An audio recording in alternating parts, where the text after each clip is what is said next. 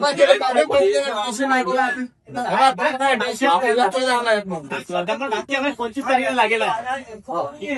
25 हे बुकिंग नंतर बा आहे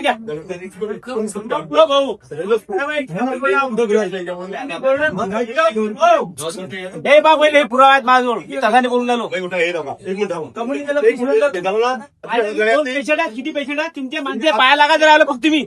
किती पेशंट आहेत हे बा सत्य मला ऑपरेशन येऊन घ्या उद्याही तारीख आहे माझ्या ऑपरेशनच्या अमरावतीची मी गेलो नाही सिलेंडरसाठी माझ्याकडे आणले 2 पेशंट तुमच्या माणसाची त्याची करून ऐकता किती खुश आहे पाय पुकी माय 25 तारखेच्या पाय राजू भाऊ लगा गेले काय होतं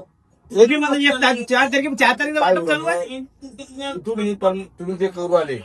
तू तिथं तिथे बदमाश त्या करत ते लोक तुमचे याचा प्रकार हाच आहे की तो तुमचं याचं मंजूर झाल्यानंतर 2 वेळा सांगलं माझ्या घरी पैसे टाक मला 1 सिलेंडर द्या तुम्ही काही मला वाटतं काहीतरी त्याला पुरवठा कमी होते की काय होते काय हा नाही त्याची काहीतरी रिक्वायरमेंट जास्त वाटते एवढा गोंधळ आहे तिथं मोठीची मोठी रांग आहे तिथं ते केवायसी म्हणजे काय नवीनच भानगडी आहे काय भेटल्या जे शासनाचं प्रशासनाचं गॅसच्या टंचाईच्या बाबतीत जे नियोजन होतं ते आजही आपल्याला कोलमडलेलं दिसेल वारंवार प्रशासन आणि शासन सांगते की गॅसची कुठेही अडचण नाही गॅसची कुठेही टंचाई नाही परंतु आज जे अंजनगावात मी पाहतो की रांगाच रांगा लागल्या लोकांचा एकदम गोंधळ उडलेला आहे लोक अक्षरशः एजन्सी मालकाच्या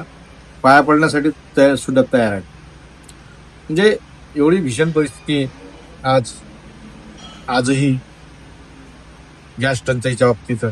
आपल्याला पाहायला मिळते सरकारचं 1 महिन्याचा जरी ग्रामीण भागातला विषय आहे 45 दिवसात नंतर भेटेल परंतु 2 महिने झाले काही लोकांना गॅस मिळाला नाही म्हणून त्याचं कुठं नियोजन पुन्हा करणं गरजेचं आहे याकडे लक्ष देण्याचं आहे किंवा सरकारनं सांगायला पाहिजे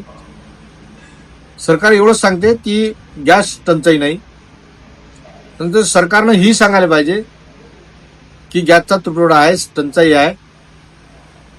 लोकांनी धीर धरावा आणि अन्य साधनं वापरून आपलं जे काही दैनंदिन कारभार आहे कामकाज आहे ते करावं असं शासनानं कधीतरी खरं सांगावं लोकांच्या भावनांना जपावं